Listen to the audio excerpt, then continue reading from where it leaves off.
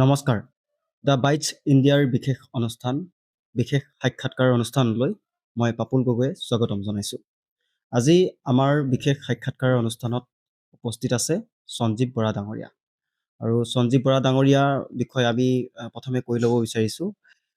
এই ব্যক্তিগৰাকীয়ে আচলতে আগন্তুক যি বিধানসভা নিৰ্বাচন, ২৬ৰ যি বিধানসভা নিৰ্বাচন, এই বিধানসভা নিৰ্বাচনত তিনিচুকীয়া জিলাৰ যি মূল সমষ্টি তথা বাণিজ্যিক চহৰ তিনিচুকীয়া সমষ্টিৰ পৰা প্ৰাৰ্থিত্ব প্ৰত্যাশী হিচাপে থিয় দিছে আৰু বিজেপি দলৰ পৰা তেওঁ প্ৰতিদ্বন্দ্বিতা কৰিবৰ কাৰণে সাজু হৈছে আৰু চৰ্চাত থকা এগৰাকী ব্যক্তি। গতিকে তেওঁৰ সৈতে আমি এই সাক্ষাৎকাৰ অনুষ্ঠানটো আয়োজন কৰিছোঁ আৰু পোনে পোনে তেখেতৰ সৈতে আমি যাব বিচাৰিছোঁ। দাদা, আমাৰ এই অনুষ্ঠানটোলৈ আপোনাক স্বাগতম জনাইছোঁ। ধন্যবাদ। প্ৰথমে আপোনাৰ দ্য বাইট চেনেলৰ মাধ্যমেদি পলমকৈ হ'লেও সমগ্ৰ অসমবাসীৰ লগতে তিনিচুকীয়া সমষ্টিৰ ৰাইজক ভোগালী বিহুৰ শুভেচ্ছা জনোৱাৰ লগতে নতুন বৰ্ষৰ শুভেচ্ছা জ্ঞাপন কৰিছোঁ।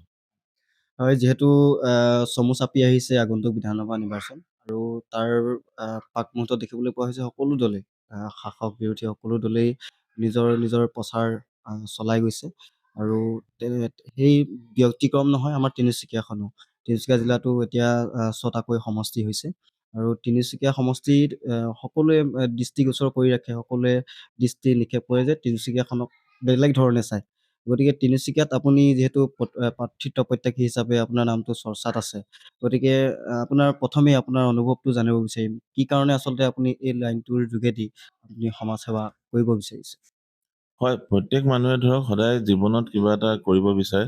ঠিক তেনেকৈ আমিও ধৰক যিহেতু ৰাজনৈতিক পথাৰখন আমি বাছি উলিয়ালোঁ, সেইকাৰণে আমি পোনপ্ৰথমে এতিয়া যিহেতু আমি ভাৰতীয় জনতা পাৰ্টীৰ এজন কাৰ্যকৰ্তা হিচাপে আজিৰ দিনত আমাক যিহেতু ভাৰতীয় জনতা পাৰ্টীৰ এজন দায়িত্বশীল ধৰক ভাৰতীয় জনতা পাৰ্টীৰ ৰাজ্যিক কৃষক মৰ্চাৰ সাধাৰণ সম্পাদকৰ দায়িত্ব দিছে আৰু সেই দায়িত্ব লৈ আমি আজি সংগঠনটো কেনেকৈ শক্তিশালী কৰিব পাৰি আৰু সংগঠনৰ কাম কাজ লৈ আমি ৰাইজৰ মাজত আগবাঢ়িছোঁ, যাতে আমি ভাৰতীয় জনতা পাৰ্টীৰ দলটো শক্তিশালী কৰিব পাৰোঁ। এই উদ্দেশ্য আগত ৰাখি আমি সংগঠনৰ কাম কৰি গৈ আছোঁ। নিশ্চয়কৈ। আৰু এই চেগতে আমি আপোনালৈ অশেষ শুভকামনা জ্ঞাপন কৰিছোঁ। আৰু কিছু কথা জানিব বিচাৰিম, যিহেতু সমষ্টি পুনৰ নিৰ্ধাৰণ হোৱাৰ পিছতে বহুতো আচলতে ইফাল সিফাল হ'ল, পৰিসৰটো অলপ বেলেগ, ভৌগোলিক পৰিসীমাটো অলপ পৰিৱৰ্তন হ'ল। গতিকে তাৰপিছত আমি দেখিবলৈ পাইছোঁ যে পূৰ্বৰ যিটো ভোটাৰৰ সংখ্যা বৰ্তমান অকণমান পৰিৱৰ্তন হৈছে। এক তথ্য অনুসৰি ইয়াত বেংগলী ভোটাৰৰ সংখ্যাটো যথেষ্টখিনি ১ নম্বৰত আছে বুলি ক'ব পাৰি। দ্বিতীয়তে আমাৰ অসমীয়া মূলৰ ভোটাৰখিনি আছে। গতিকে তেনে ক্ষেত্ৰত আপুনি এগৰাকী অসমীয়া কেণ্ডিডেট হিচাপে, প্ৰতিনিধি হিচাপে আপুনি কেনেধৰণে আপোনাৰ যিখন যুঁজ, নিৰ্বাচনী যুঁজ, এই যুঁজত কেনেধৰণে আপুনি সফল হ'ম বুলি ভাবে? আপোনালোকে জানে যিহেতু ৰাজনীতি আমি যেতিয়া পথাৰত আছোঁ, ৰাজনীতি আমি কৰিছোঁ, এই ৰাজনীতি ফিল্ডখনত সদায় সকলো ধৰ্ম নিৰ্বিশেষে সকলোৱে লগত লৈ কাম কৰিব লাগে। সকলো জাতি ধৰ্ম বৰ্ণ নিৰ্বিশেষে আমি সদায় ৰাইজৰ মাজত গৈছোঁ, সকলো ৰাইজৰ লগতে কাম কৰিছোঁ। এইটো নহয় অকল মই অসমীয়া ল'ৰা বুলি বা অসমীয়া মানুহৰ মাজত নহয়, সকলো সমাজৰ মাজতে মই কাম কৰিছোঁ। আপোনালোকে আজি দেখিব পাৰিব যে মই যেতিয়া ৰাইজৰ মাজলৈ যাওঁ, ৰাইজৰ মাজত গৈ মই প্ৰথম হৈছে আমাৰ উদ্দেশ্য হৈছে দলটো শক্তিশালী আমি কেনেকৈ কৰিব পাৰোঁ বা দলৰ সংগঠনটো আমি কি ধৰণে আৰু ৰাইজৰ মাজলৈ আগবঢ়াই নিব পাৰোঁ, এই উদ্দেশ্য আগত ৰাখি আমি ৰাইজৰ মাজলৈ গৈছোঁ আৰু সংগঠনটো সেই তেনেদৰে আমি আগবঢ়াই কাম কৰি গৈ আছোঁ সমষ্টিত। আৰু আপুনি এই বিজেপি দলত থাকি আপুনি বহুদিন, প্ৰায় এটা দশক ধৰি আপুনি কাম কৰি গৈছে। তাৰ পূৰ্বেও আপুনি ৰাজনৈতিক দলত আপুনি কাম কৰি গৈছে। গতিকে প্ৰথমে আপোনাৰ এনেধৰণৰ পৰিকল্পনা আছিল নেকি যে ৰাজনৈতিক দলত গৈ তেনেধৰণৰ সমাজসেৱা কামবিলাক কৰি যাব পাৰিম? ৰাজনীতিৰ প্ৰতি মোৰ প্ৰথমৰ পৰাই আকৰ্ষিত আছিলোঁ মই আৰু ৰাজনীতিৰ প্ৰতি মন কৰিব মই আগতে পূৰ্বতে যিটো দলতো আছিলোঁ, ঠিক তেনেকৈ মই সদায় সংগঠনৰ কাম কৰি গৈছিলোঁ, সংগঠনৰ ৰাইজৰ স্বাৰ্থ ৰাইজৰ হৈ কাম কৰিছিলোঁ আৰু ঠিক তেনেকৈ আজি ভাৰতীয় জনতা পাৰ্টিত মোৰ প্ৰায় ৯-১০ বছৰ আজি হ'ল আৰু সেই ৯-১০ বছৰ দলে যি দায়িত্ব মোক অৰ্পণ কৰিছে, দলে ধৰক তৃণমূল পৰ্যায়ৰ পৰা যদি মোক কাম কৰিব দিয়ে মই তৃণমূল পৰ্যায়ৰ পৰা কাম কৰিছিলোঁ।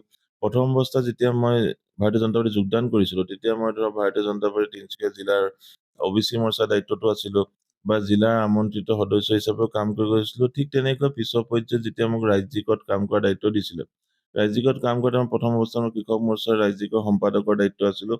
তাৰ পিছৰ পৰ্যায়ত মোক এইবাৰ মোৰ ছেকেণ্ড টাৰ্ম হ'ব, মই সাধাৰণ সম্পাদকৰ দায়িত্ব লৈ কাম কৰিছোঁ আৰু দলৰ স্বাৰ্থত দলৰে যি দায়িত্ব দিছে সদায় মই একনিষ্ঠ এজন সেৱক হিচাপে কাম কৰি গৈ আছোঁ। নিশ্চিতভাৱে। আৰু সেই যাত্ৰা আপোনাৰ অব্যাহত থাকক তাকে কামনা কৰিছোঁ। আৰু জানিব বিচাৰিম যে প্ৰত্যেকৰে বেলেগ, বেলেগ ধৰণৰ পৰিকল্পনা থাকে, সপোন থাকে, সমষ্টিবাসীক উন্নয়নৰ কথা বহুতে মানে চিন্তা কৰি থাকে বেলেগ, বেলেগ ধৰণে। গতিকে আপোনাৰ ক্ষেত্ৰত কেনেধৰণৰ পৰিকল্পনা? হয়, পৰিকল্পনা আমাৰ যথেষ্ট আছে। তাৰ আগতে আমাৰ দলে কি দায়িত্ব দিয়ে সেইখিনি আমি চাব লাগিব। দলৰ সেই দায়িত্ব দলৰ এজন একনিষ্ঠ কৰ্মী হিচাপে আমি দলে যি দায়িত্ব দিয়ে আমি কাম কৰি যাম। আৰু ভৱিষ্যতৰ দিনত দলে আমাক ৰাইজৰ সেৱা কৰিব দিয়ে। ৰাইজে কয় তিনিচুকীয়া সমষ্টিৰ কাৰণে যথেষ্টখিনি কাম কৰিব আছে। আৰু সেই সকলো কাম আমি ৰাইজৰ লগত আলোচনা কৰি, ৰাইজৰ লগত এক সমিল মিলেৰে ৰাইজে যি ধৰণে আমাক ছাজেশ্যন দিব যে এইটো কাম কৰিলে ভাল হয়, ৰাইজৰ মাজত থাকি আমি সদায় কাম কৰি যাবলৈ চেষ্টা কৰি যাম। হয়, ৰাইজৰ মাজত থাকি কাম কৰি যাব আৰু সমিলমিলেৰে কাম কৰি যোৱাৰ কথা ৰাইজৰ সহায় সহযোগিতা কামনা কৰিছে যদিহে তেওঁ সেইখিনি সুযোগ লাভ কৰে।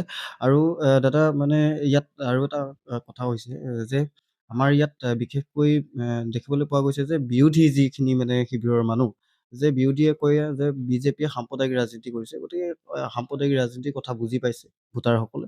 গতিকে আগন্তুক দিনত এই কথাটোক লৈ তেওঁলোকে যদি নিৰ্বাচনী প্ৰচাৰ তেওঁলোকেও কৰে, গতিকে সেইখিনি ক্ষেত্ৰত কিবা প্ৰভাৱ পৰিব নেকি? সমান্তৰালকে একেবাৰে মই ক'ব বিচাৰিছোঁ, সংযোগ কৰিব বিচাৰিছোঁ, যিবিলাক আঁচনি, বহু ধৰণৰ আঁচনি ইতিমধ্যে দিছে বিজেপি দলে। গতিকে তেওঁলোকে ক'ব খোজে যে আঁচনিসমূহে তেওঁলোকৰ একমাত্ৰ লক্ষ্য হৈছে ভোট ভোট বেংকৰ ৰাজনীতি, ভোট কিনাৰ ৰাজনীতি বুলি ক'ব খোজে। গতিকে এইখিনি ক্ষেত্ৰত কিবা তেনেকুৱা প্ৰভাৱ পৰিব বুলি ভাবে নেকি আপুনি? বিৰোধী মানে হৈছে বিৰোধ কৰা। কিন্তু সেই বিৰোধ কৰাটো যাতে পজিটিভ হ'ব লাগে, কিন্তু তেখেতসকলে আপুনি চাব যে সদায় নেগেটিভটোৱে কৰে। চৰকাৰে যদি ভাল কামো কৰিছে, সেই ভাল কামৰ তেখেতসকলে কেতিয়াও চৰকাৰক ধন্যবাদ এটাও নিদিয়ে, কিন্তু সেই বৰঞ্চ তেখেতসকলে সদায় চৰকাৰৰ বিৰোধে কৰে।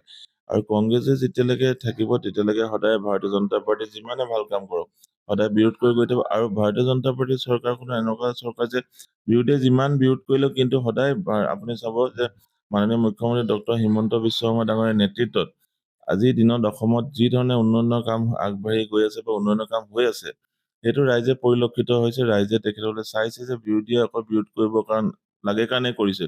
কিন্তু তেখেতসকলে উন্নয়নখিনি দেখিছেও যদি ক'বলৈ বিচৰা নাই।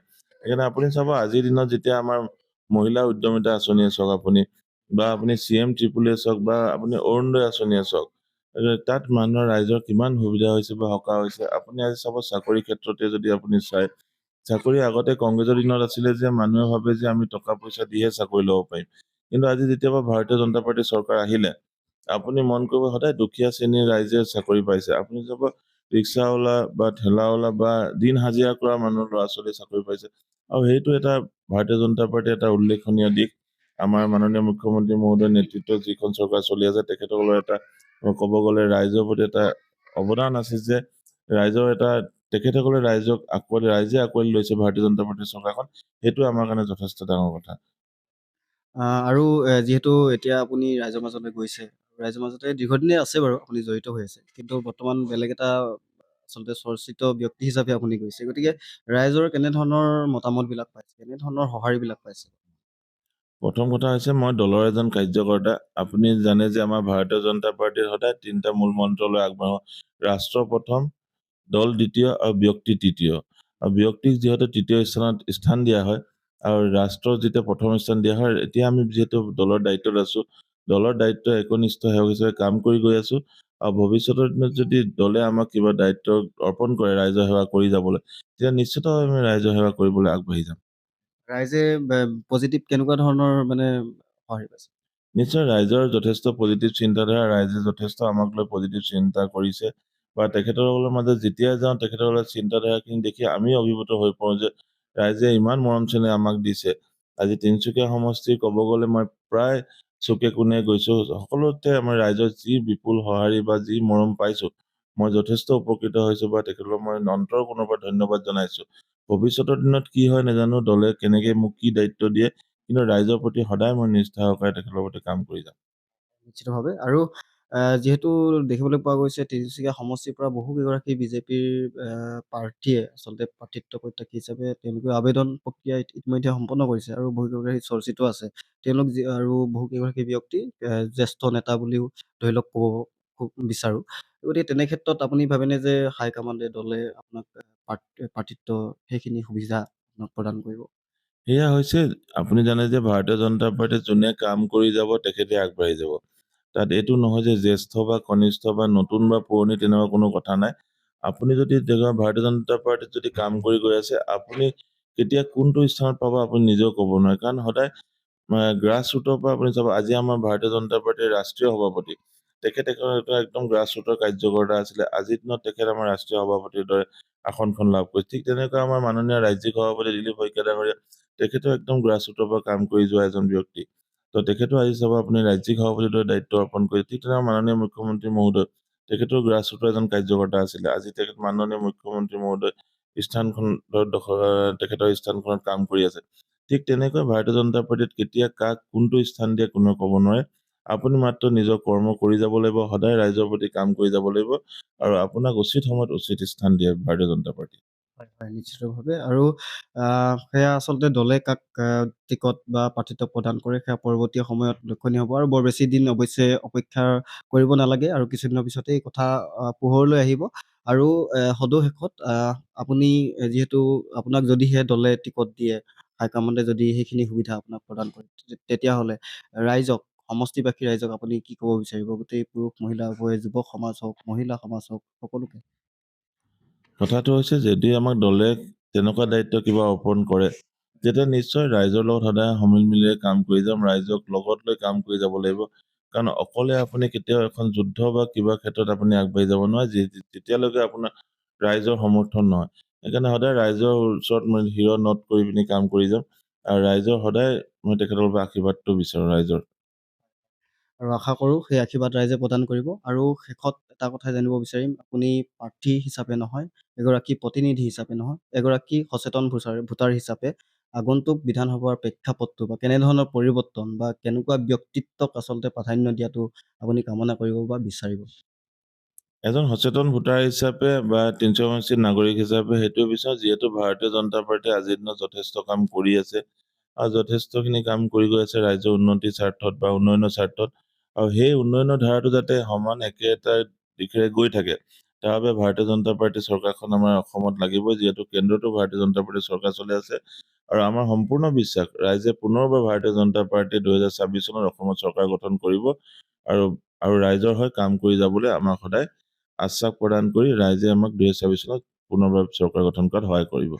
ধন্যবাদ জ্ঞাপন কৰিছোঁ ইমানখিনি সময় দিয়াৰ বাবে। হয়, এয়া আছিল তিনিচুকীয়া বিধানসভা সমষ্টিৰ পৰা ২৬ৰ বিধানসভা নিৰ্বাচনত প্ৰতিদ্বন্দ্বিতা আগবঢ়াবৰ কাৰণে চৰ্চাত থকা এগৰাকী ব্যক্তি, যাৰ নাম ইতিমধ্যে ক'লোৱে। পুনৰবাৰ কৈছোঁ, তেওঁ হৈছে সঞ্জীৱ বৰা ডাঙৰীয়া। আৰু সঞ্জীৱ বৰা ডাঙৰীয়াক আমি পুনৰবাৰ শেষত আন্তৰিক শুভেচ্ছা জ্ঞাপন কৰিছোঁ, আৰু আশা কৰিছোঁ তেওঁক যাতে দলে প্ৰাৰ্থিত্ব প্ৰদান কৰিব। আৰু ইমান পৰে আপোনালোকে উপভোগ কৰিলে দ্য বাইটছ ইণ্ডিয়াৰ বিশেষ সাক্ষাৎকাৰ। ধন্যবাদ।